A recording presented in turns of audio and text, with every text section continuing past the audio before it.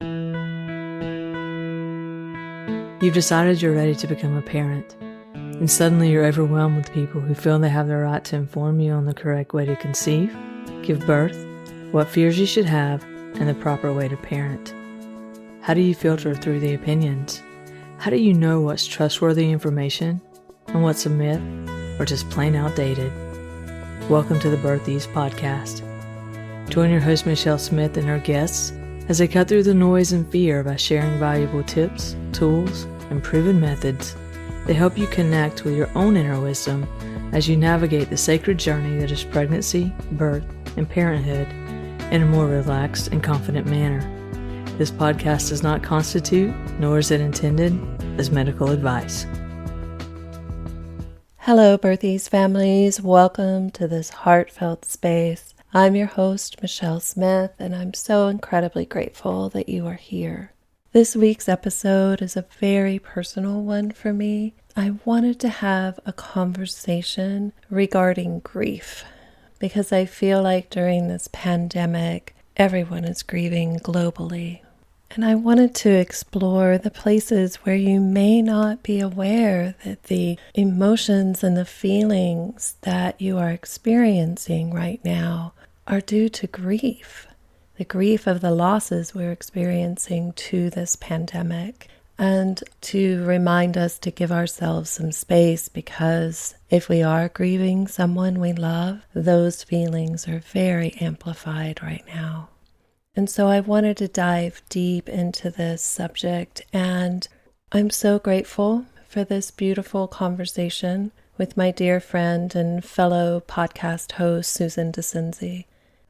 As a licensed psychotherapist and spiritual and emotional resiliency coach, Susan Dascenzi bridges the gap between the East and the West, heaven and earth. She is an author, speaker, podcast host, and the health and fitness category director for Podcast Magazine.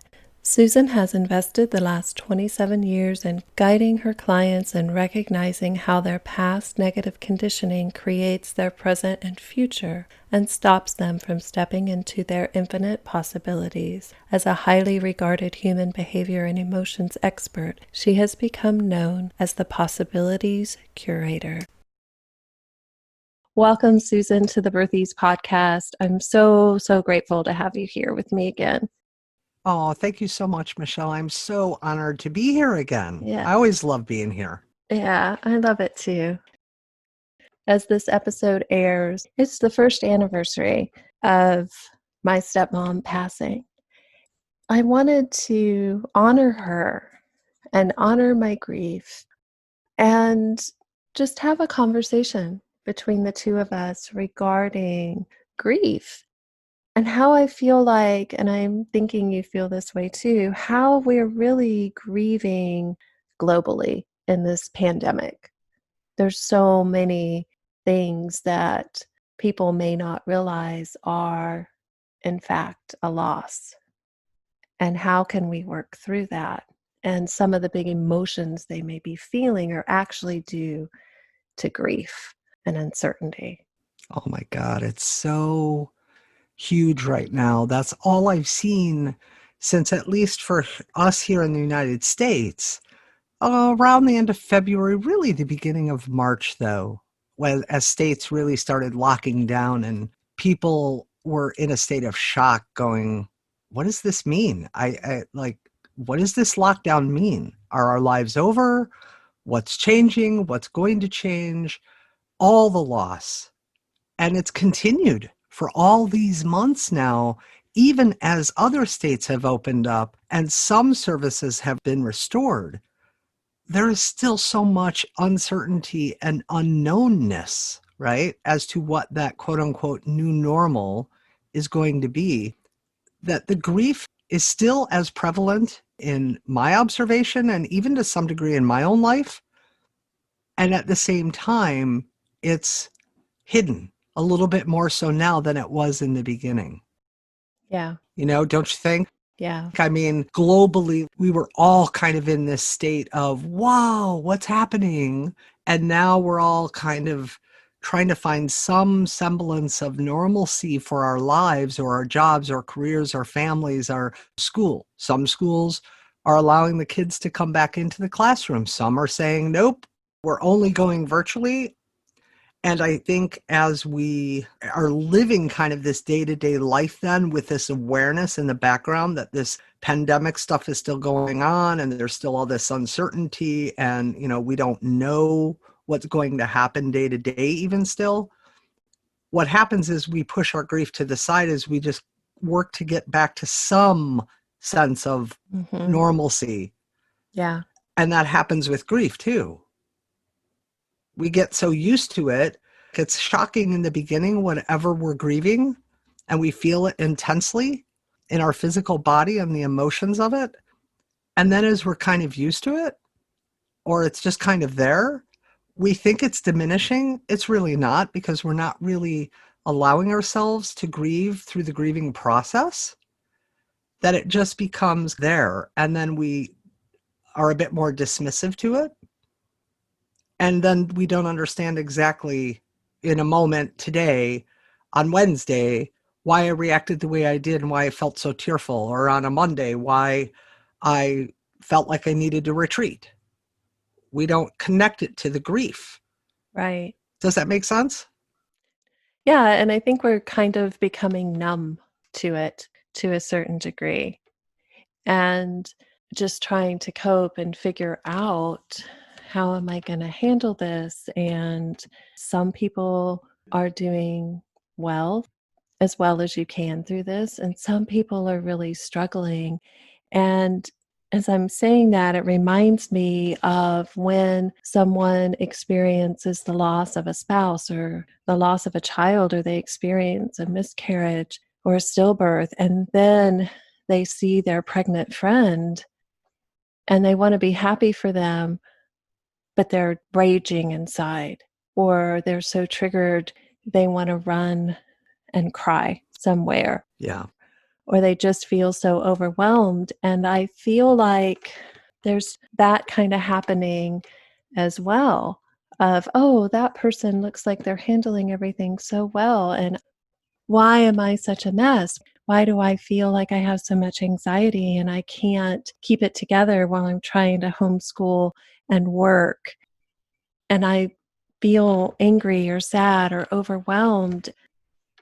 There's just this multitude of emotions. And because we don't grieve well as a society, I don't think, here in the States, like, I don't think we really know how to grieve.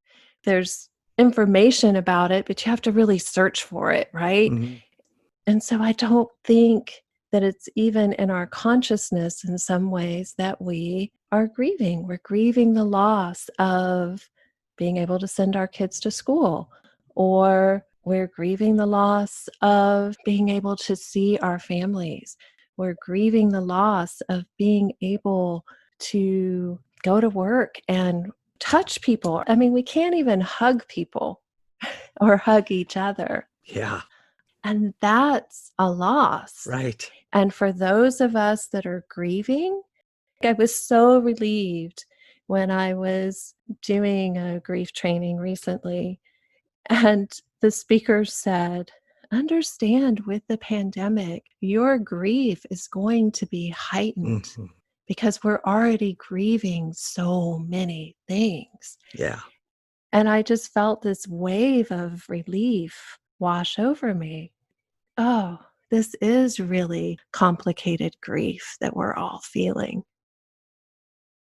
Oh, it absolutely is. I mean, I think because one of the things in this society, and I'm talking predominantly the United States, is that we are taught from very young ages in a variety of ways to not give ourselves permission, or to not feel like we have permission to feel what we feel, to allow the emotions to wash over and through us and around us in a way that honors those emotions and those thoughts and even those behaviors. There's a big difference between feelings and emotions. And those two words are often very interchangeable in most people's vernacular, right?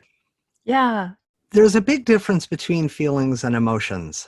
And it's two terms that are often interchanged in most people's vocabulary in a way that makes it seem like they're the same, and they're totally not. Feelings are the physical sensations felt in the physical body, like the tightness in your chest, the butterfly feeling in your stomach, the jitteriness, the heat that you might feel in your face, the clenched jaw. Yeah. Those are feelings. Yeah. Or when we were talking earlier before we started recording, and I was talking about my stepmom and that feeling of constriction in my throat Mm-hmm. and the pain in my ears Yeah. as the grief and the sorrow was surfacing. So those are the feelings, the physical feelings of my grief, right? Right. Okay. Yes. But we say things like, I feel really sad, or I feel really upset, or I feel really angry. Well, what you're feeling is the physical stuff, but you're giving it an emotional label such as anger, sadness, and even grief as an emotion. The challenge with grief, though, is that grief is encompassing so many other emotions in it. Think of grief as like an umbrella that houses underneath it a whole bunch of emotions, maybe frustration, maybe anger, maybe what we term sadness, a deep sense of loss or aloneness, Shock. shock, 100%, a disbelief, a denial. Yeah. I could go on and on. The list could be endless, really. At the big emotions like anger, grief, Mm-hmm. are really umbrellas for a whole bunch of other emotions that kind of hide out underneath it. So think of it like my grief is a blanket that I'm wearing, and it's got me wrapped really tight. And if I were to start to peel away that blanket, I would find layer upon layer of other parts of the blanket that are constricting me and wrapping me tight, right? Mm-hmm. And as I start to unpeel those layers, I have to allow myself the permission to honor that those emotions are there and that they come with some of the different physical sensations in our bodies. And because we're not used to tapping into that awareness and that connection between our physical body and our emotional, mental, psychological thinking state, it then becomes this like entity, right? Like grief. Mm. You're just grieving. But nobody teaches us how to deal with the grief and allow ourselves to, one, physically feel it, and all of the thoughts and maybe even the behaviors that get tied to that. Does that make sense? Mm-hmm. And so as we begin to feel that grief in all its kind of forms, it's important to allow ourselves the permission to feel that. If we're raised in an environment as a child, though, where it's like, I've heard you say this on another episode before, your recent 1-year anniversary episode, where we talked about, you better stop crying or I'll give you something to really cry about, Yeah. right? Yeah. It's those kinds of things that we learn that say, you don't have permission to experience what you're feeling and the emotions that you're feeling. Now, I know I said there's a difference between feelings and emotions, and there is when we are working on learning how to move through something so we can learn to walk with it, right? Mm-hmm. But I'm going to continue to interchange the words feelings and emotions for the remainder of our conversation, just because that's what most people are used to, okay? Mm-hmm. It's okay to feel the grief, however you're going to feel it. But because we're raised in these environments where we're kind of taught it's not okay, then when we really are feeling something intensely, like we lost a sibling or a parent or a child or a friend or a job or a home, whatever it might be, we have no idea other than the initial shock of maybe this person is gone and we lost something. Then we're like, now what? Oh, it's been some period of time now. My life is back to quote unquote normal. I'm working, I'm out living my life, I'm hanging out with friends, my own family, doing XYZ, this, that, and the other. I should be not as tearful as I was in the beginning. Right, right. Or I shouldn't be crying in the grocery store because I heard this Yeah. song playing on the radio. Or I should, there's a lot of shoulds in Right? grief, and there's a lot of shoulding on yourself. Exactly. And yeah, and how we don't want to be vulnerable. Or sometimes I think what's so difficult with grief, because I think, again, culturally, we don't have the foundation to mourn and grieve. And mourning is that outward expression of the grief, how we interact with people Right. and how we show our grief to others. Simple explanation there. But sometimes, because those around us don't know how to handle our grief and be with someone grieving, then the griever feels like we need to just shut it down. I have to shut it down. Oh, yeah. A perfect example of that is, how is it usually said? Tissue issues. Oh, I've never heard that. Okay. So, especially as a therapist, right? Hmm. I could be sitting in a session with a client who's crying, and every fiber of my nurturing being, my compassionate being, my empathetic beingness, my love, my desire to help ease the pain, if I can, of someone else, would be that I want to hand them a tissue. Right. Which I'm laughing because I'm wiping my eyes right now Okay, with right? the tissue as we talk. Yeah. But if I do that, then what I'm essentially saying and doing for and to that person is that I hear you and I feel you, and it's uncomfortable. I want to ease your pain. So here's this tissue. And what it automatically begins to do is it takes away the permission that the person gave themselves in their initial vulnerability and tears of being able to continue, because now they're consciously aware that their behavior, their crying, their grieving is affecting someone else. Hmm. So that's the tissue issue. It's an issue on my end to want to hand them a tissue. Yeah. I like that. Yeah. Okay. If I sit back though, as a therapist, and my heart could feel so much pain with them as they're crying and grieving about something that they're talking about, but I sit back and I just hold the space of love and compassion to allow them the honoring of honoring their own feelings and thoughts and the tears, holding that space in love, then they can cry until they feel empty in the moment. And then I can either hand them tissues, or when they're done, guide them, oh, the box of tissues is right there. Or better yet, maybe even offer that up in the beginning of the session, let's say. Yeah. That's what I do when I'm working with clients. And you're like, I can't believe I'm crying. And I'll tease with them. That means I'm doing my job right. Right. I'm holding that space for you to cry. And here's some Kleenexes if you need them. I'm not trying to say stop crying or anything like that. They're just here if you feel like you need to blow your nose Right. or not. Exactly. And so we both work with clients and that's happened. But let's say we're just these people out there in the world, and, we're hanging out with our friend, and our friend starts to feel a deep sadness and a lot of grief over the loss of one of their parents. Like you said, a song comes on the radio, it reminds them, tears well in their eyes. How many times, Michelle, have you noticed? I've noticed this a gazillion times in the course of my life, that I may want to touch you on the hand or the shoulder, or rub your back and go, oh, I'm sorry, it's okay.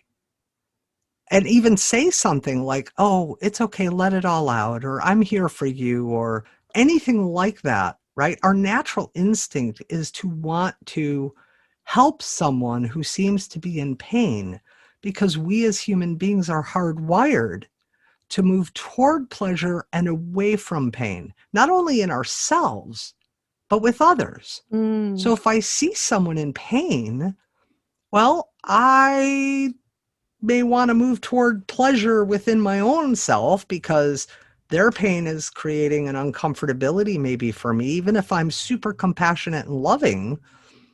but more so because I don't want to see them in pain. I want to help them move toward pleasure and away from their pain.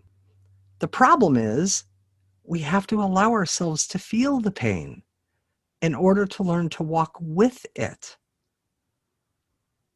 And what I mean by that is allow ourselves all the emotion, all the feelings, all the thoughts, all the behaviors that come with grieving in big ways and in small ways without letting it totally overtake us and control us to where it defines us and stops the movement of our life. Mm-hmm. Does that make sense? Yeah, it does, because the fear is that grief is going to consume us, right? Yeah. And take over our life when you start diving into those big emotions. But it's kind of ironic because if we don't sit with them and honor them or don't judge them, then it kind of comes up and bites you on the butt. And it does turn into that situation where it can take over our lives.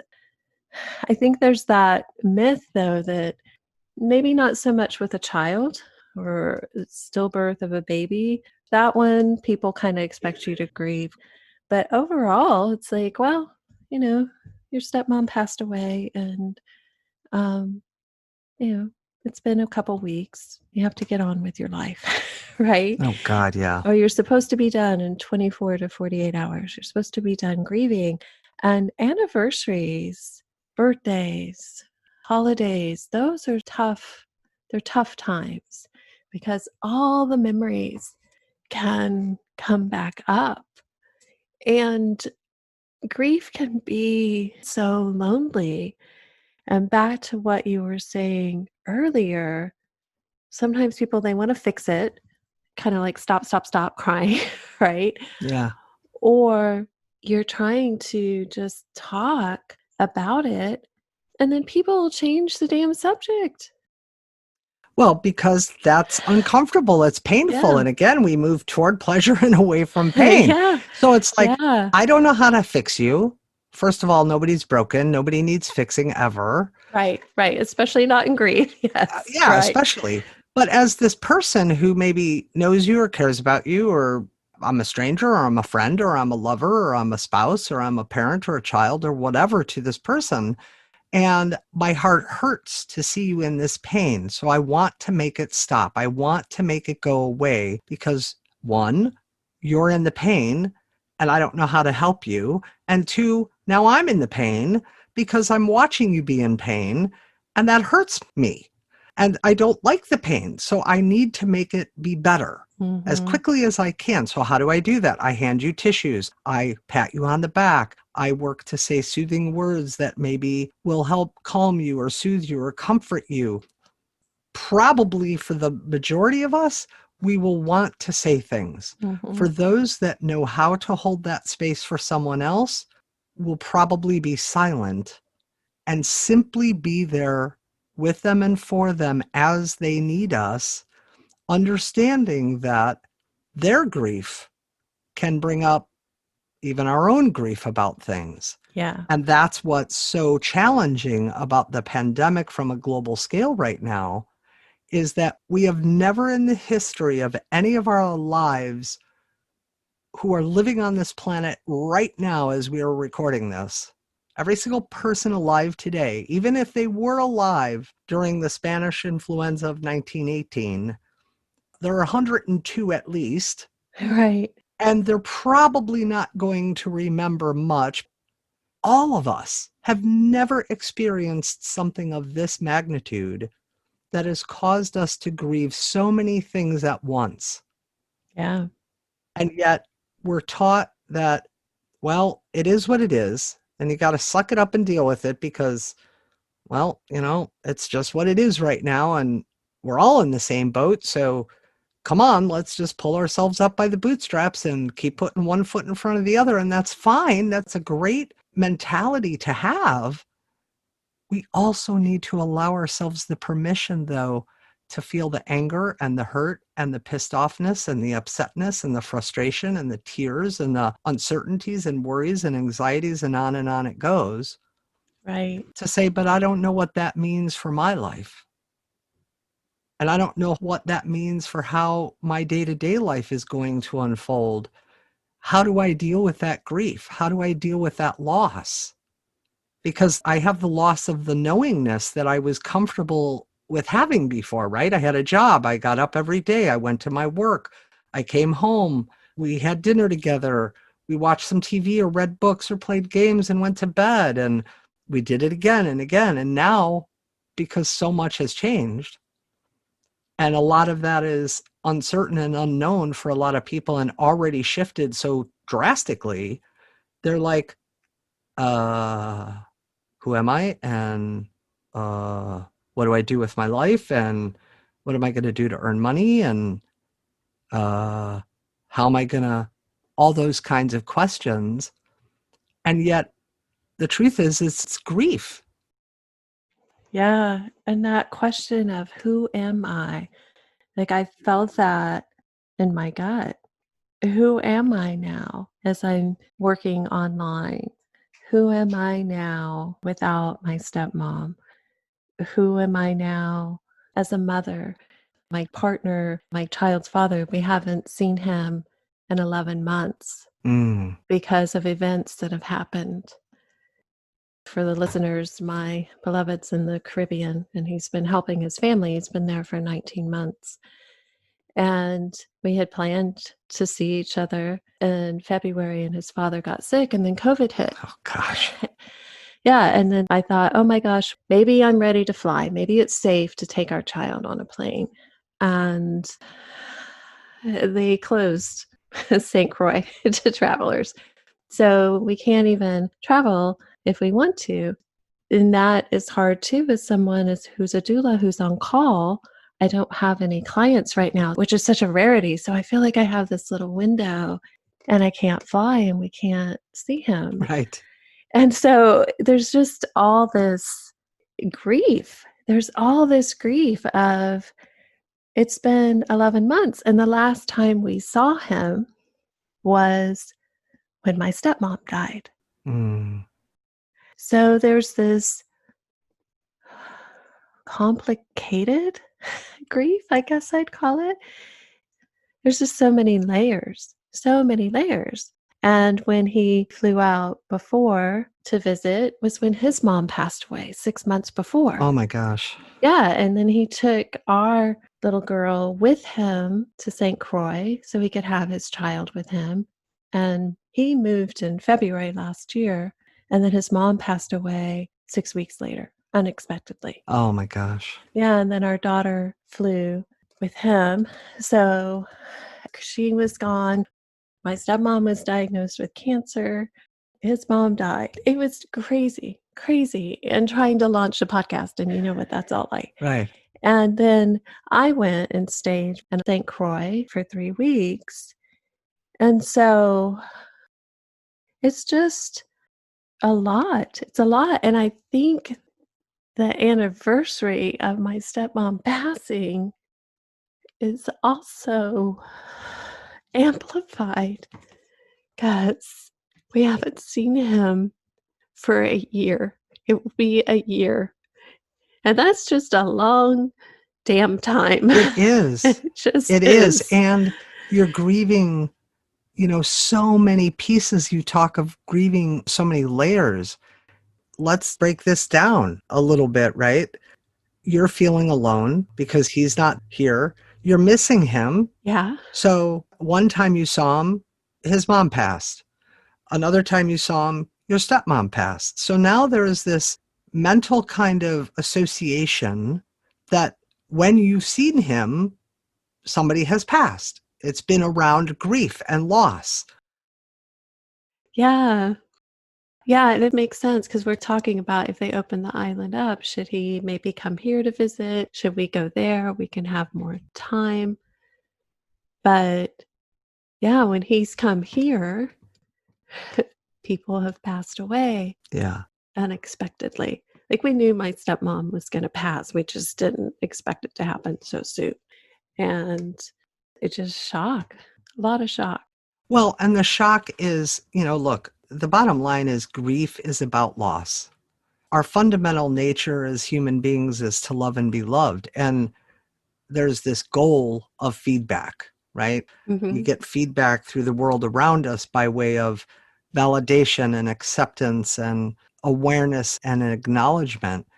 And yet there's these two pieces as this human beingness, as this human consciousness, this cognizant ability we have as thinking behavioral beings.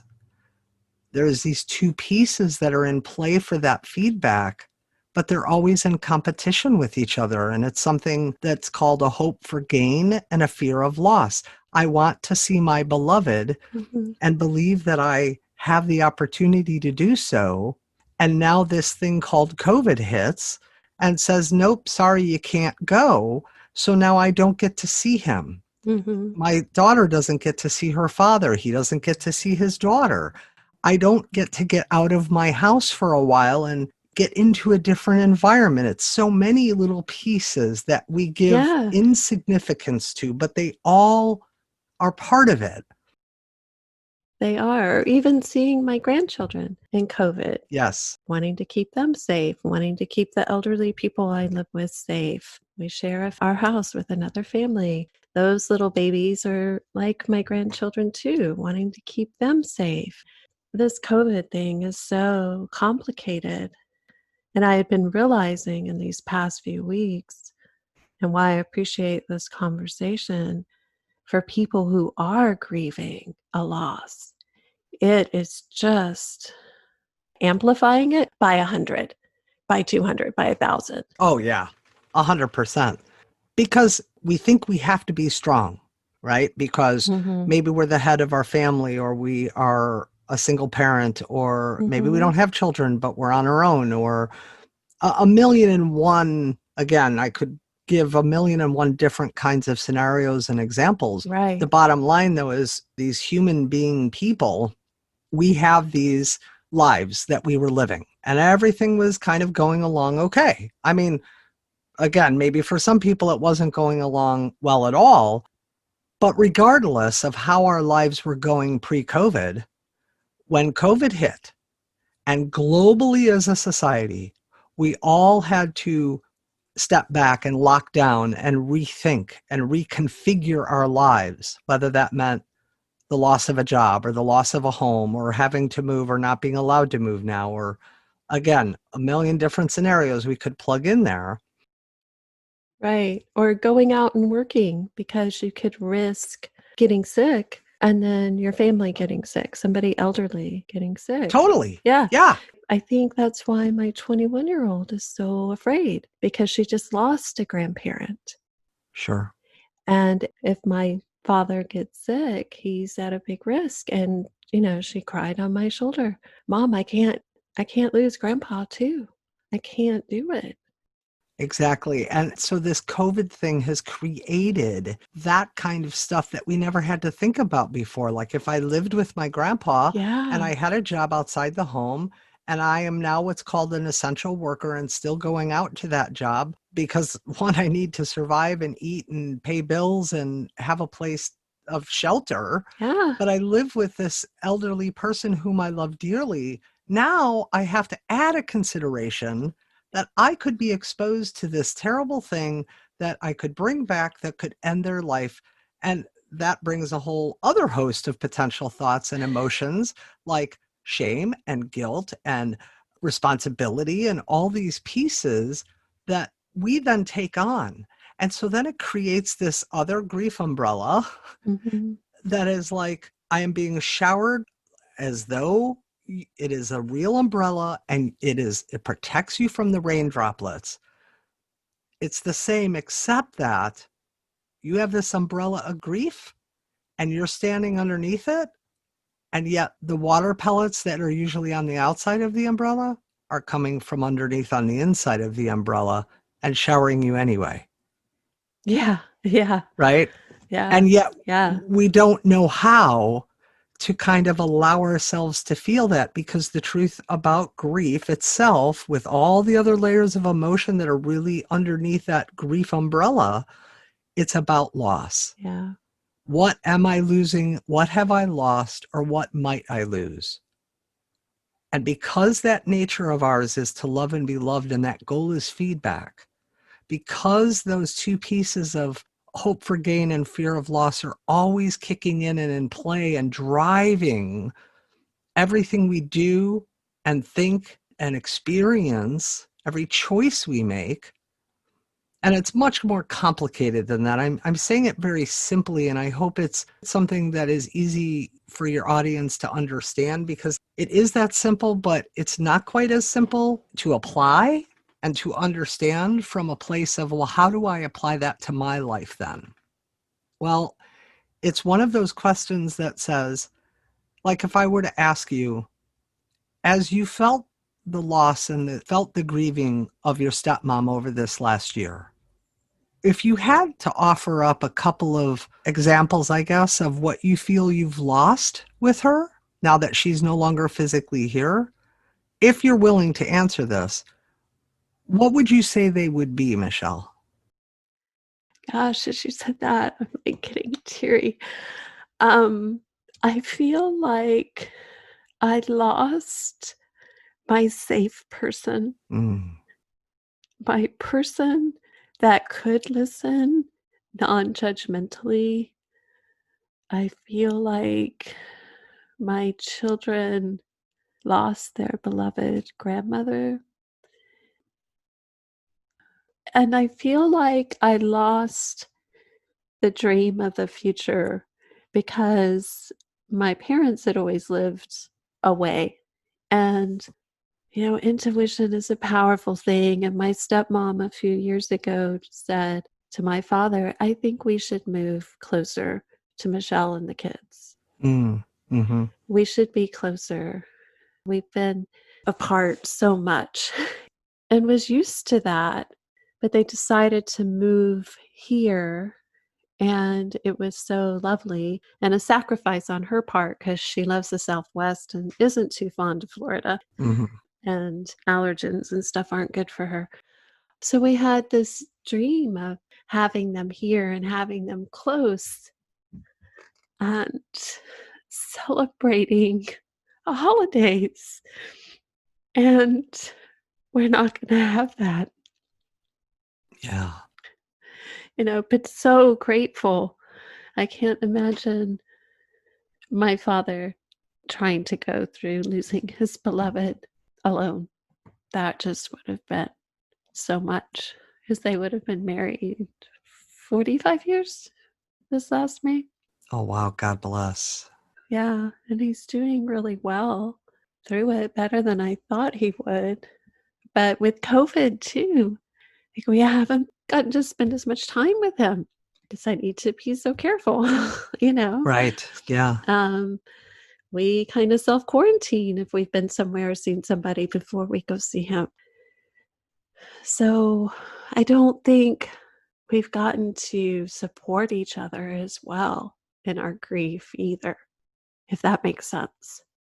Oh, it totally does. I mean, again, I think it boils down to the fact that we're not really taught how to from early ages because our caregivers weren't taught.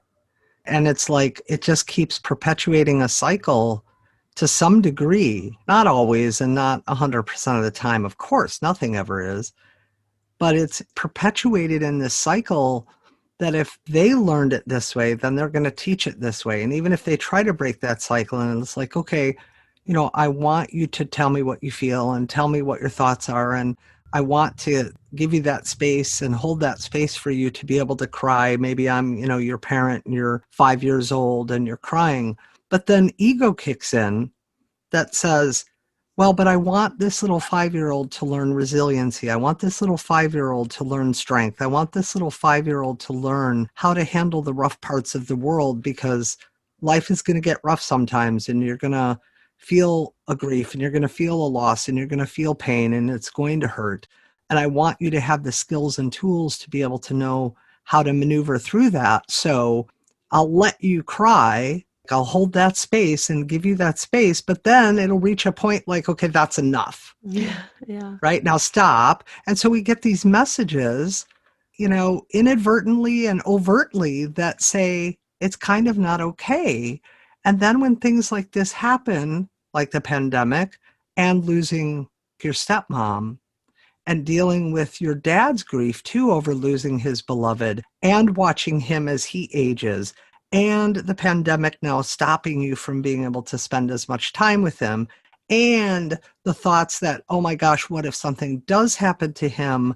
I won't have had this much time with him because of this damn pandemic. Yeah. And I'll miss him. Like, my God, it becomes this tornado of a cycle of thoughts and feelings and emotions that we never really give ourselves the chance Yeah. to grieve all of it and cry and yell and pump our fists in the air and go, I won't swear on the show, but you want to scream at the sky and hit something and go, dang it, why or how or what? And I mean, you said something really important before, Michelle.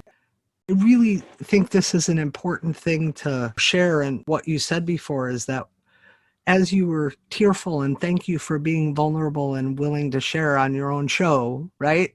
Yeah. About your stepmom. And I asked what the losses may have been for you and are for you. And you said you feel like you lost your safe person. Yeah. Well, that's also tied into love, how with your beloved overseas, essentially, Yeah. and you're feeling alone. Well, now it's magnified that you have no close, safe person. He's over there. She's unfortunately passed. You can't see your dad that often or do what you would normally do with him. Your children have to be more careful as well. You can't see your grandchildren. My God, there's no safety for you. Of course you'd feel alone. And then that will magnify that you don't have your safe person. Yeah. And her being gone then magnifies that you feel alone. Do you see how it just keeps cycling? Yeah. You're right. And then people are dependent on me, right? Yeah. And helping my children process the grief and helping my dad and helping my beloved because he just lost his mom. And just there's so much.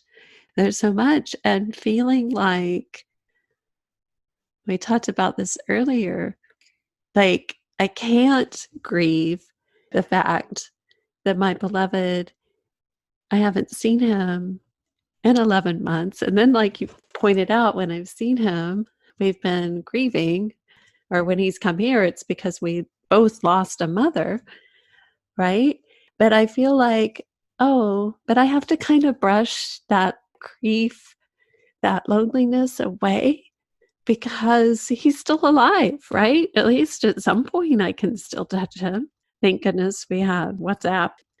So I can still talk to him. I can talk to him every day. I can see him. You kind of go through history and think about, well, people whose partners were separated because of war or work and that kind of thing. But even as I say that, there's a bit of a, what word do I want? Well, can I chime in? Justification. Yeah. I was going to say, please. I had thought of justification too, and it is sort of, but it's really more of a rationalization. Yeah. The truth is a denial. You're still denying. I feel this grief and this hurt and these tears. And then I go, but he's still alive. And what we're really saying when we're saying that is, you really shouldn't feel this way because he's still alive. It's like telling a child when they're struggling to eat the food on their plate, you better eat all of your food because you should be grateful because there are people that have no food or hardly any food. Or, oh my God, you're right. A child right, or a child or a teenager yes. or a 50-year-old complaining about, I don't know, the car they're driving or the house they have or the clothes they have or whatever. And it's like, hey, there are people that have less than you. The problem with that, yes, that's true. And to live from a place of gratitude says, I enjoy and appreciate all that I have in this moment, even if I'm living as a homeless person on the street and I only have $5 in my pocket. I'm as grateful for that and the fact that I'm alive as though I was living in a home with $5,000. The problem is that as soon as we say things like that in our rationalizations and our justifications, we are denying that we feel something, Yeah. which in this case is grief. Yeah. Yeah. And I think that's why all my grief is so amplified too. Sure. Yeah. Of course, because as soon as we say things like that, even innocently, we're automatically denying what we actually do feel. And so then what happens when you deny something? I'm sure you've heard of the phrase, what you resist persists. Yeah. And so if I deny what I feel and it's still there, one of the ways that I always used to explain depression to my clients. Now, we're not talking about the biochemical and physiological changes that actually happen in the brain and can cause depressive thoughts and feelings in many people. Of course, those are realities. What I'm talking about is a conceptual understanding of depression from an emotional and psychological level, not a physiological one. Depression, think of those Tempur-Pedic mattresses where you put your hand down on the mattress and then you lift up and you see the outline of your hand as an indentation on the mattress, and slowly but surely it comes back up to level and you don't see the handprint anymore. Uh-huh. Well, depression is, listen to the word, depressing. I have emotions coming up, I depress them back down, I push them back down. They keep coming up, I keep pushing them back down. Eventually they're going to come up and out of me in some way, whether it's through some kind of other intense emotion such as anger or edginess, Mm-hmm. or I cry for days on end and I don't shower and I'm curled up in a fetal position on the couch and I'm just having all these thoughts that are sad and overwhelming, and it's a grieving process, but I don't know what it's about. Maybe I don't have anything specific, because when we have emotions, it is emotion, energy in motion. It's the physical stuff I felt in my body at a time when I learned, had an experience, what to call that emotion, what to call that label. Like, I'm this little child and I'm going to do the little kindergarten play, and I'm standing behind the curtain getting ready to do the play with my kindergarten class, and I'm super fidgety and jittery and I can't stop moving, and the teacher comes over and says, "Susie, what's wrong?" And maybe I have the language to tell her that I have those little butterfly feelings in my tummy, right? And she sees how jittery I am and how fidgety I am. And she looks at me and she takes my hand gently and softly and says, "Oh, sweetie, it's okay. You're just nervous and scared. It'll be all right." I just learned to associate that physical stuff I was physically feeling in my body within the context of getting ready to do this little play and being out in front of people and feeling all that physical stuff. And she's just taught me that it's called nervous and scared. So I put a label on it. But all these emotions that we feel are parts of these experiences we've had. Does that make sense? Yeah. Yeah. And so when we're feeling grief, there is all this other stuff that's gone on that has caused us to feel this loss in such a way that it's an intense kind of experience where we cry or we feel, incredibly sad, and we are focused on the loss and what we're missing. That my stepmom won't be here for the future now to see the grandchildren grow up and be with my dad and be with us and be my safe person. And I miss her presence. She was loving and this and that, and I adored her and I loved her, and I don't have that now. It's gone, right? She's not physically here. And it's the same when we unfortunately lose a child, Yeah. right? I'm losing what could have been or maybe would have been. Yeah. Yeah. You're losing those hopes, those dreams, Exactly. those plans, your future. And I think with perinatal loss, that's what sometimes people that are wanting to be supportive, they don't always understand that you're losing. those hopes and dreams and already bonding with that child through that. Oh, for sure. Yeah. Yeah. And then they say things that they think are being helpful because move toward pleasure away from pain. You're hurting. I don't know how to help you. Yeah. Maybe I had a loss too, but I am not currently feeling that. You are, and I don't know what to say or how to help you. So I say something incredibly insensitive like, well, it was all for the best. Yes. Or God called him or her home, or you'll have more, or, Yeah.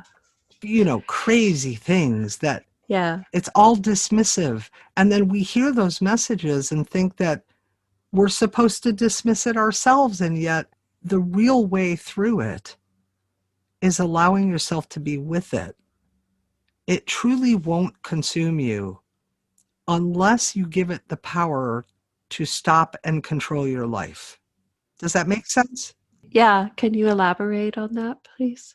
So my mom's been gone for over 20 years, and I still to this day cry for her. Sometimes like as though it was yesterday, like sobbing, body shaking, just crying, and I feel angry Yeah. and hurt and frustrated.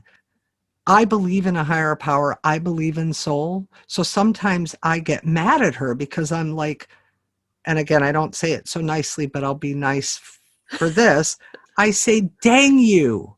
Why did you choose to go at such a young age? Yeah. Why did you leave? Like, okay. And at the same time, I'm also feeling incredible pain that she's not here and she didn't get to see the grandchildren grow up and she didn't get to witness this, that, and the other physically, and that my dad had to spend X amount of years alone before he passed. All these pieces, right? Right. And I allow myself to feel that. So I'm moving with the grief because it's still a loss. She's not here. Right. I miss her. My siblings and I physically miss her not having been present for XYZ stuff in our lives. Yeah. Just calling her up and saying, be my safe person. Yeah. Can I share the home with you? Can we just talk? Like all that's gone because she's physically not here. And so sometimes I feel this overwhelming wave or waves of all of it. And the difference is I allow myself to feel it without needing to curl up for days or weeks and stopping my life because I'm so caught in the grief of her not being here and the coulda, wouldas, and Right. wish they would have beens that it stops me. Does that make more sense? Yeah. Yeah. And initially, I think grief can stop us a little bit. Sure. And something, though, as you're talking, as someone that tends to push through things, let me just push through it, let me push through it. And looking back at some of the things I did, and especially, I'm essentially taking care of my children on my own, right? And where I say, oh, I need to do this, I need to work.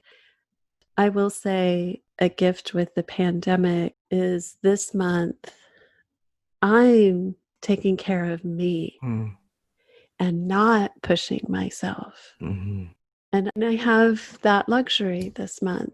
And I'm taking advantage of it and doing my best not to have Catholic guilt about it, right? Yeah. But just to say, I want to be the best doula for you. And I don't know that I'll be able to because you're due on the same day that my stepmom passed away. Yeah. But I'm learning that I'm going to take care of myself, and it's okay to take care of myself because then I'll be able to be more present in honoring this grief and working through it. Because before I was so busy taking care of everybody else, Right. taking care of her, taking care of the kids, taking care of my dad, launching this podcast. My daughter had a baby, taking care of her. The family that we have living next door, they had a baby, taking care of them a bit. And giving myself that space to be. Yes. And that is so important, Michelle, because, well, one, I don't know if you knew, but September is Self-Care Awareness Month.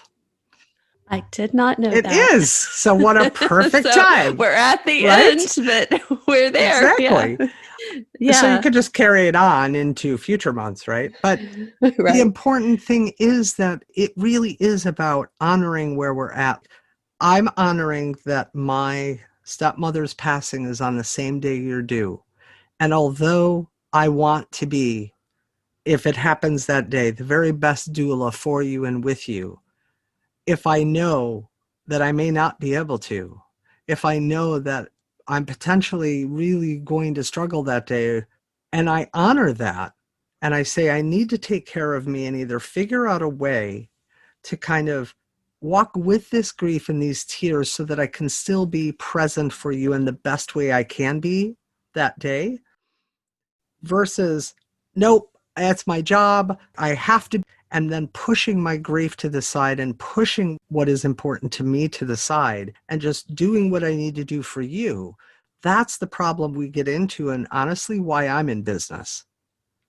Yeah. Seriously, Yeah. because if people had their voice, I've been doing this for 24 years and seen thousands and thousands of people, and I can tell you the commonality between every single person I've ever seen, every friend I've ever talked to, every person sitting next to me on a plane for 2, 3, 4, 6, 7 hours, where we were just chatting about things like this. Every interaction I've ever had with other human beings where we're talking about anything emotional or psychological or part of our consciousness and our lives and our choices, it bottom line boils down to us honoring our own voice, our own heart song and heart's voice, what we call our intuition, that connectedness to that deeper place that's like that gut knowingness that says, like in your example now, I need to take care of me, and I want and I hope to be there for my client in a particular way. And not but, if I should find that I simply know I cannot be, then I am willing to honor where I'm at and have a conversation with my client. Yeah. Yeah. And that's what I ended up doing. Yeah, I could be there for you. Let's have a conversation about this. I'm not sure where I might be. yeah, I feel like I'm going to struggle with this. And as you were talking, realizing I might be able to do it if I hadn't just lost my mother in law, too. If I had my beloved here with me and supporting me through the grief right. this month, like I tried to do for him in March as well as I could, far away, Yeah. or we both were sad together on Mother's Day. But as you're talking, there's so many layers. And sometimes we do what we have to do. Like I said, if I had to do it, I could, but I have the luxury right now to say, I feel like I won't be my best for you, and I want to be my best for you. Yeah. And we've made other plans for her, and really realizing too that having more support postpartum would be good and making arrangements for that. But I really just appreciate this conversation because I think that so many of us don't realize where these layers are stronger. And I'm so grateful that part of my work is grief because I don't think I would know to step back. Does that make sense? Yeah. Because I support other grieving families. I feel like, oh, okay, I can see what's going on. But sometimes we can forget too that, oh, this is what's going on and I'm grieving and I need to take care of me. Well, and you know why that is because you do it for other people, that you are constantly being confronted with it. And so you have a deep awareness about it and of it. And if we were taught how to be aware of it and given the tools to really then walk with it. I always say walk with it because I'm really, I suppose I could say frustrated or tired, or I see how it doesn't work when I see a lot of the world working to teach people how to just get through it. Right. Right? Like just get through it and get past it and move on. we have move on and we Move have all through. these phrases. Yeah. We have all these phrases for it, like pull yourself up by the bootstraps or put your big girl panties on or man up, right? Or you're fine. It's past now. What are you worried about? Mhm. Like so many things we're taught and told that become these ingrained messages that are running on a subconscious level, this kind of driving force to just get through it, get past it. And not care for ourselves. That caring for ourselves is selfish. It's selfish. Yes. Yeah. Well, and that you're wallowing in it then. Yeah. Stop wallowing in your pity party. Well, I had somebody tell me a while back, have your pity party. And I've been told this on and off for years, but I heard it differently this time from this person. They said, go ahead and be a participant and a guest at your pity party. Have it for as long as you need. Recognize, though, there'll be a point where you'll decide to leave the party, and that's okay too. Yes. And just having that permission to allow myself to be at my own pity party and what they meant and what I understood and what I knew. And I do this all the time, but we're human, right? Right. I mean, that's the thing. So I had to realize, hearing it a slightly different way, that again, I kind of was getting into a place of forgetting that it was okay for me to have those feelings and those thoughts and those emotions. And I needed to give some tender, loving care to myself by allowing myself to have that however long I needed to, as long as it didn't stop me over the longer haul, whether that was hours or days or even weeks. Right. Because sometimes some people need that, and it is okay. Yeah. Or the other day, even having my dear friend tell me, who I've been friends with for, my gosh, we've been friends 20 years. She's a nurse and she's a healer. And her just pausing and very gently saying, Michelle, your PTSD is triggered, honey. Yeah. And that, because I have the awareness and I do this work, that was such a gift to go, you're right. I knew it. I knew it has been for 18 months almost, here and there. Yeah. But when we can realize that we're triggered, and then I could step back and do, what do I need to do? This is why these emotions feel so big, because not only is there the grief and the pandemic, my PTSD is triggered. So how can I take care of myself? I'm going to go work in the yard and I'm going to move some of this emotion, and then being in the yard and thinking, oh, my stepmom loved to garden and my grandma loved to garden and my mother-in-law loved to garden, and just imagining we're all out there gardening together. And then it was happy and it was sad. And then it started raining, and just being in the rain and the physical movement of working in the yard. And I've been resisting it for months, but getting out there and working and being in the dirt and getting grounded and giving all that emotion outlet, it was so powerful. And it was just that simple. I knew I need to move this emotion, but her reminding me, you're triggered. Let me self-regulate, right? And you can explain self-regulation as the therapist, but it made all the difference.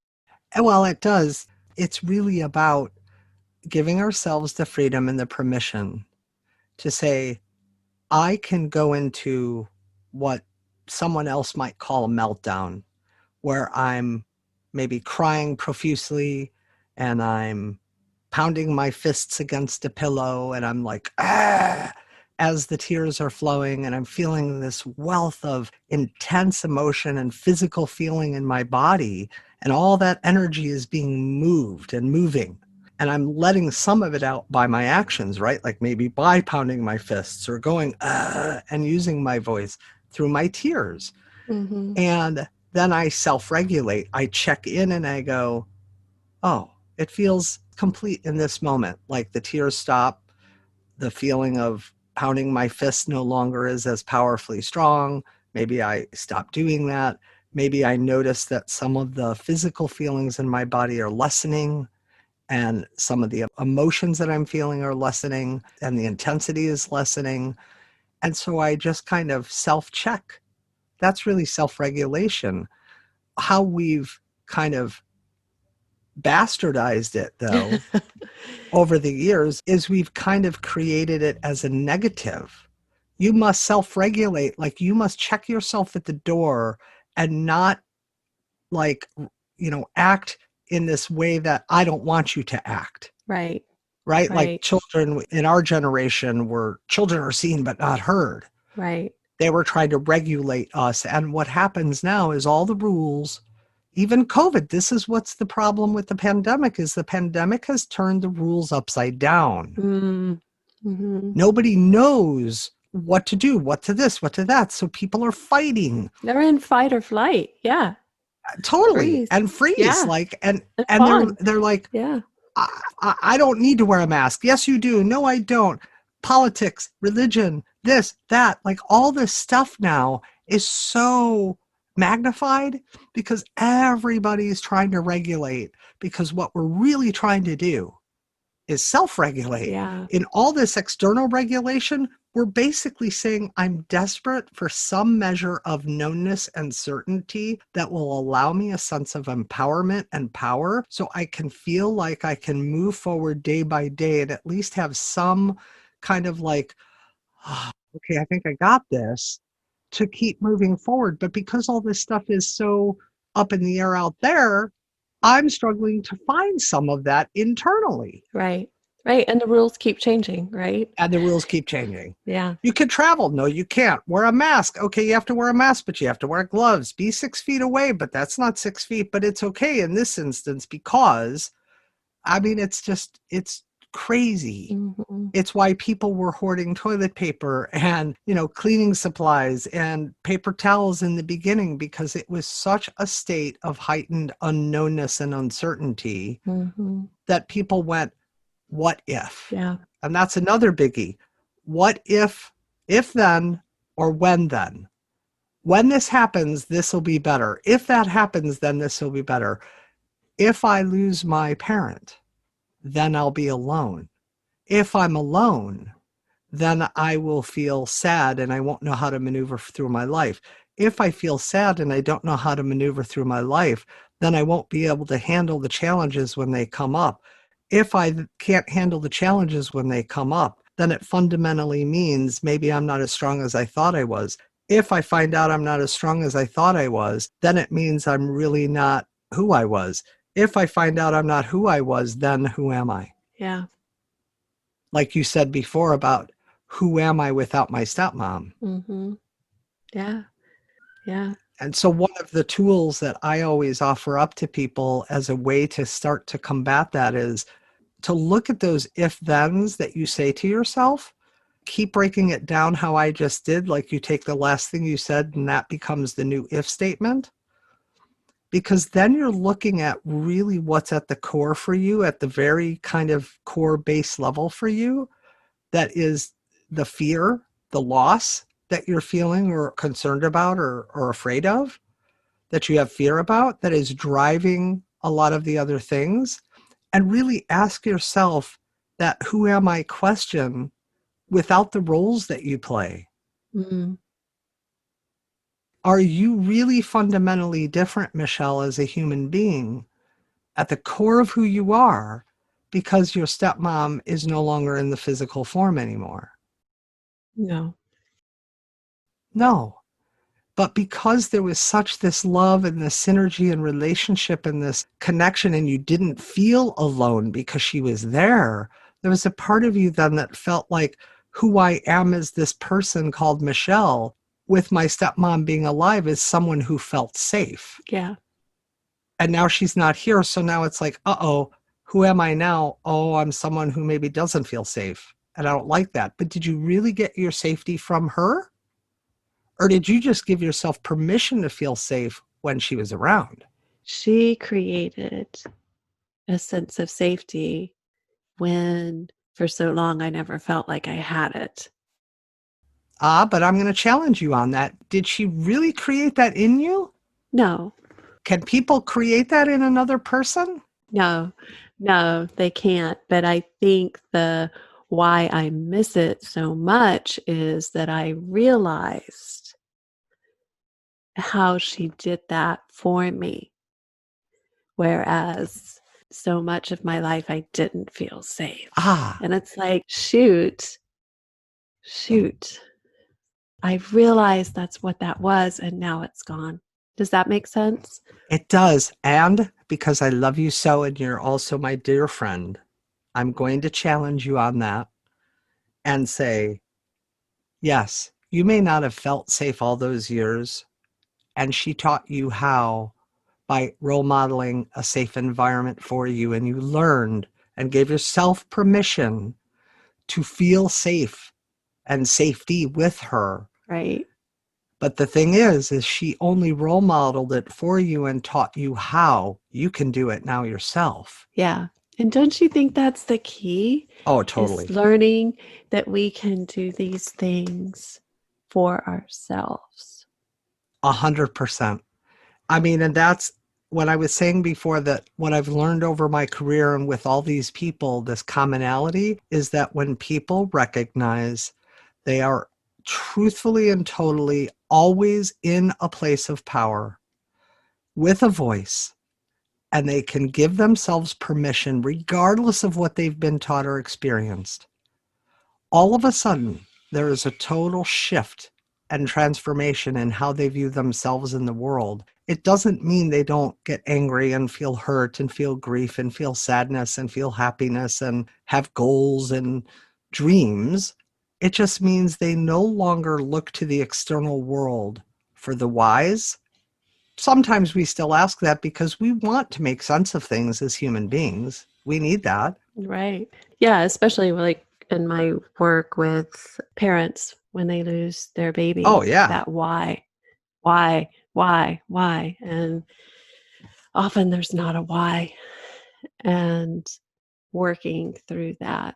Exactly. Yeah. But now they understand that I can be this person who lost my child, and that means I'm angry and I feel sad and I want to hate stuff and hate the world and hate whatever and be frustrated and just be grieving and screaming and all that. And I can also be someone who is ready to maybe look at having another child, or look at how can I be that person who has lost a child and not get so caught in the fact that I lost the child, have it stop me from living the rest of my life?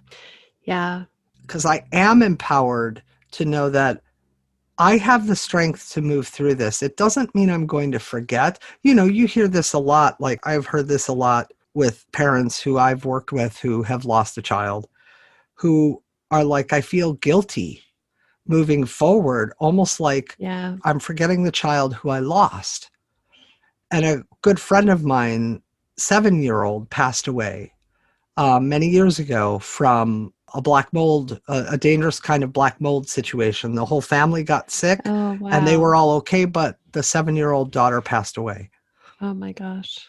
And of course, her grief was, immense and intense. And Is it my fault? That's where I would go as a parent. oh, because they Yeah. said so many things like, Yeah. oh my gosh, the questions and the guilt and the shame and the fears and all of that. Over all these years, I think her daughter would be, I want to say about maybe 18 or 19 now. I can't recall exactly. But she still grieves for her. She still honors her every birth date and death date. Mm-hmm. And she still posts about her. She still talks about her. But she's not living in this place that says the woulda, coulda, shouldas. Mm-hmm. She's going, I am a mom who lost a 7-year-old daughter, and I will forever miss her and love her. And I don't feel guilty about the fact that I'm still alive and I have other children who are alive. And so I'm not forgetting her. I'm just not living in the place of only her. Mm-hmm. It's just something that we learn over time. But in order to kind of come into that space, we have to allow ourselves all the grief Yeah. and all the feelings and all the emotions. Yeah. I agree. And to give yourself permission to find those moments of joy. Yes. And that's where I am grateful for my background in working with grief and holding that space, and knowing, okay, it's okay that I feel some joy now. It's okay that my father and I have both said a few times now, we are grateful that my stepmom passed before COVID hit. Oh, yeah. Because all the barriers that families are going through now, my heart just goes out to them immensely. Oh, I know. I can't even. That's a whole nother podcast. It That's truly oh is. my. Yeah. Oh my gosh. Yeah. I can't even. I can imagine as an empathic and empathetic person, but I can't imagine. I truly can't. Yeah. I mean, I was torn up because my stepmom, they thought that they were going to be able to drain the excess fluid from her belly because she was getting fluid buildup because of the liver cancer. Mm. And I kind of had a feeling like, I don't know if she's going to be strong enough for this, that kind of thing. But I had stayed with her the night before and was taking care of her, and they were getting some pain medication in. And we had dealt with the shock of talking to the hospice lady because we just kind of, like, it just took a turn really quickly. So we were in shock. And so I had a big interview, which I'm so grateful for. That's another story. And my dad wanted to stay with her that night, but she was in so much pain that he had to leave. And he didn't call me because he knew I had that big interview and I had somebody that could go into labor. Yeah. Right? They were going to be induced. So he didn't call me. He has said, I chose not to call you. But like as a doula, as a bereavement doula, to not be there with my stepmom, and the fact that she was alone when they resuscitated her and then took her to the emergency room, like, if I didn't know what I know, that could consume me. Oh, yeah. And I think about the families that they can't be with their beloved while they're passing away. And there's going to be a need to hold space for families in a big way as this pandemic settles down, because it is going to be a lot of anger and regret and complicated grief. And again, like I said, a whole nother podcast. Oh, yeah. And tremendous guilt and shame and fear and Yeah. all kinds of stuff. Look, my own brother is going through some health challenges right now. Yeah. And there's that part of me that's like, we live 4 hours apart, but like for his wife even. And when I've been down there, right, it's like, what do you mean I can't go visit? Yeah. I can't imagine, like, if this was my husband, I'm the chillest, most zen, calm, like easygoing person in the world. And yet at the same time, as you're talking, I'm sitting here kind of like, okay, what would I do if that was me?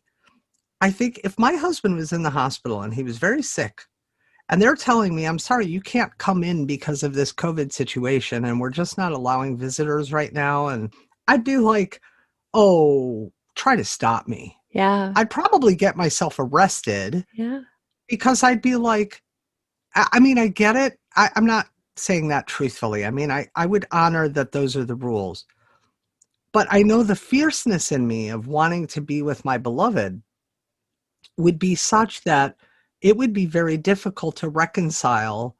Like, God forbid, someone I love is passing, and you're telling me I can't be with them and they have to pass alone in a facility or a hospital or some institution other than at home with their family, let's say, and you're telling me that I can't say goodbye.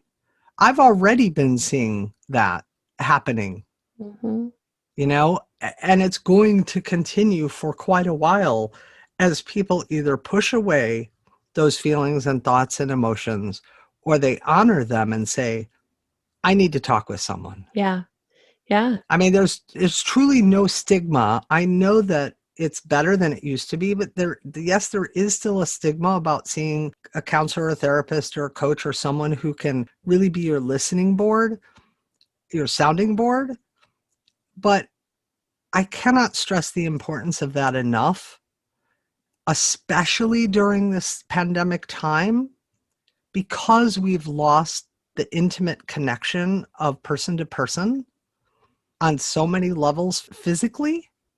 Going out and hanging out with friends in the backyard, or going to a night of song and dance somewhere out, or a restaurant to eat. And like you said, hugging or touching someone's hand.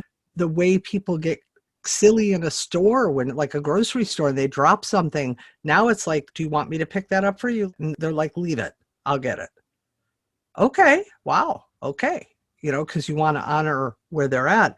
Because of all that, we're struggling even more then to find people to reach out to, that so we don't feel alone. So we're not just sitting with all this stuff. Right. And yet we absolutely need to, because if we don't, just imagine how it will build up and how it will come out. I think that's why we're seeing so much fighting right now, Oh, so much anger, so much intensity, yeah. because of all that. Yeah. Yeah. Or many of us in the birth field, and I've been doing some additional trainings on it, just worried about the trauma that women are experiencing, because in some areas of the country, they're having to give birth alone. Oh, God. Not just God. without a doula, Ugh, but alone. And alone. that's a big problem I think, in Ireland and the UK. And so this pandemic and how we're handling it, like, we get frustrated in the birth world, here in Florida. Well, you can go to the bar and have a drink if you try to sit 6 feet apart, but we can't support somebody in labor. And I understand the precautions, but it's frustrating because these are major life transitions. And yes, listeners, if you feel like you need support, reach out. Yes. A friend, a family member, a therapist, a coach, a stranger, a neighbor. It doesn't matter who they are, what you call them. Just talk. Just get on the phone with someone. Just talk and share and vent. And don't feel like, oh, I'm being silly, or I shouldn't feel this way, or I shouldn't be saying these things, or, oh, I hope you don't think this of me, or I don't want to appear like blah, blah. You know, you have to be able to vent and let it out. A silly little example was just a couple of weeks ago when my husband had to have a tooth pulled.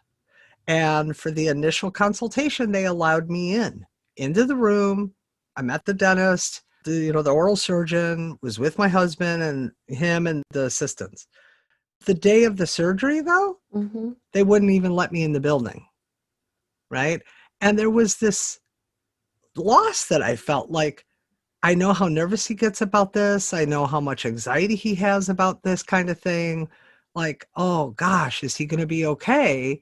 Because I know I'm a calming force in his life. So just being there, even if I say nothing, Mm-hmm. and this is so insignificant in the scheme of things, Michelle. I mean, this isn't like giving birth to your baby on your own. But it's this kind of thing that we have to honor and recognize that, yes, that may be something that's smaller. They took good care of him. They assured me they were going to be XYZ person in there with him, and they were going to do their conscious sedation to ease his anxiety and yada yada, and it'd be smooth and it's all good. But I still felt bad that I couldn't be there with him. I felt sad that I couldn't be there with him to help ease his anxiety, just to be that calming force.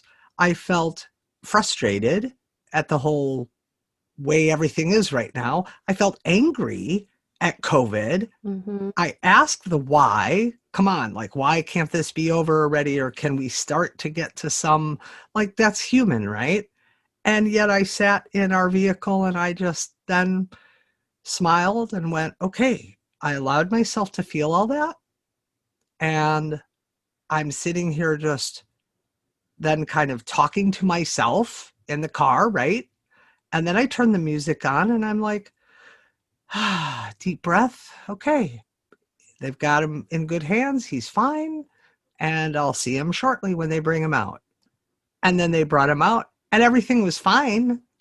But in that interim, we have to allow ourselves that. And if we don't feel like we have the skills to kind of manage with it, absolutely look to others that can help, even if it's just a vent. It will help. Yeah, and I'm going to post a link in the show notes to an article that David Kessler was featured in regarding grief and the pandemic, because I think it can help identify some of these emotions, the feelings in our body that we're experiencing, but maybe people don't understand that it's under this umbrella of grief and loss. And that's why I'm so grateful that you were willing to have this conversation with me today, especially on, this is an important day. So thank you for helping me to honor my stepmom. I really appreciate that so much. Oh, love, you're my dear friend. And, I hear your grief and your pain, and I've seen your tears and I hear your tears. And I honor you that you're honoring yourself and your stepmom. And for all of us, it's this kind of thing, to allow ourselves the permission to be vulnerable. And you're the host of this show, and it's perfectly okay that you're tearful and you're feeling it and you're allowing that pain and that hurt and that grief and that loss to come through, because we all go through it. Yeah. And so I'm honored to have had this conversation with you and to just support you however I can and hold that space however I can always for you, Michelle. Thank you. Thank you. Thank you. Yeah. And I feel like in this conversation, my intention, my hope is that it gives space for someone else to be vulnerable and be raw, because I think that's where our power is. Yeah, I would 100% agree. Yeah. So thank you. Thank you. And if someone wanted to reach out to you, how could they do that? The easiest way, and thank you for asking, is to go to www.susandascenzi.com, which I'm sure you'll put it in the show notes, right, Michelle? Yeah. Yeah, because my last name is not the easiest to spell just by listening to it. Yeah. But just reach out via susandascenzi.com, and there's a couple of different gifts there that might be helpful for you. A little bit about stress, a little bit about loving yourself and emotional resiliency. And really, there's just a way to contact me and say, hey, I heard you on Michelle's show and I had a question about this. I'm always there to help whoever is ready to just kind of move with something. It's not the easiest being human and going through all the things we go through. It's definitely not always the easiest or most fun thing. Yeah. But you're right. When you walk through it, then there is a relief. And that's where I knew that I needed to do something to honor that grief, because I would cry and I couldn't control it. And I'm like, okay, I need to step back. I need to hold space. I need to talk to my friends and get support for myself, especially when we're the ones that are supporting everyone. Yeah. And in that, I was able to move through it. Well, I'm still sad, but I could move through that heaviness of it and return to finding more joy.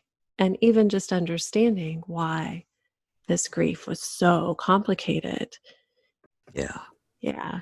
Well, and you'll still potentially feel waves of that forever. Yeah. Right? Yeah. And allowing that heaviness to be there when it's there, because that's just energy in your body moving and kind of accumulating and building up like a pressure cooker that needs to be released. Did you know, this is an interesting quick tidbit, that there is, I can't recall exactly because sometimes I'm really horrible with the names of the study or the year or who did it and things like that. But there is a certain hormone or a certain chemical that only women, and you may know this, that only women produce. And the only way to release the buildup of this chemical is through our tear ducts. And that is why women often will say things like, I just need a good cry. I just feel like I need to cry. It's because that chemical has built up in our body and we need to physically release it through the tear duct, through our tears. Wow, I didn't know that regarding women. I know the chemical composition of our tears is different, whether we're crying because we're angry or we're sad. Yeah. If we're happy tears, the chemical Yeah. composition is different. Yeah. But a part of that is this one particular, I don't know if it's a hormone or a biochemical messenger. I'm not exactly sure. Again, I don't always have the greatest memory for some of that. And it can only be released through our tear ducts. Wow. And so it's like, okay, well then when we feel that heaviness and that wave, simply allow ourselves the honoring of it. And then we can move through it and actually learn to walk with it then. And that walking with it piece is simply that it may come again at some point because this is my experience and part of who I am in my life. And it's okay. Yeah. Yeah. And as you're talking, my brain's going to births. Yes, it makes sense why sometimes in labor women need to cry. Yeah. Why they need to cry. And in that too, with labor, even though it can be intense, even though it can be painful, we have to walk through it, one. And there's a difference between surrendering and the process of labor. And it may be intense and it may be painful, and a woman's okay, and where she's suffering. Yeah. And that's another conversation too. But there's a difference between being with the emotion, being with the feeling, and suffering. Exactly. I just love our conversations. I do too. I do too. So thank you again so much for this wonderful memorial episode and our conversation.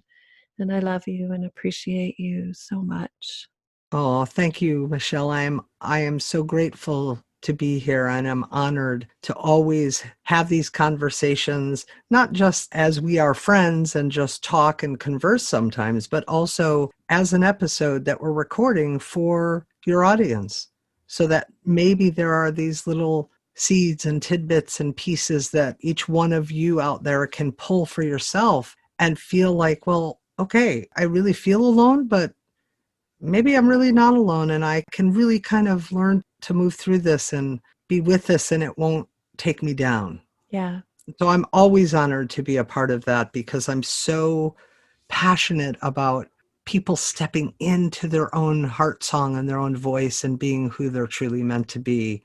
And to me, that's living in that joy and also living with the pain that sometimes comes with living with the joy. Yeah. Yeah. So thank you. Thank you.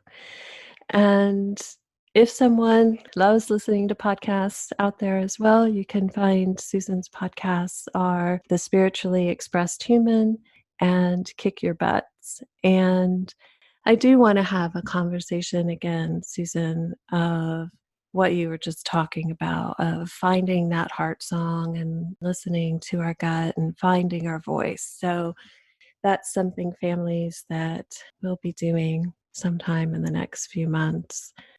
So thank you all again for listening.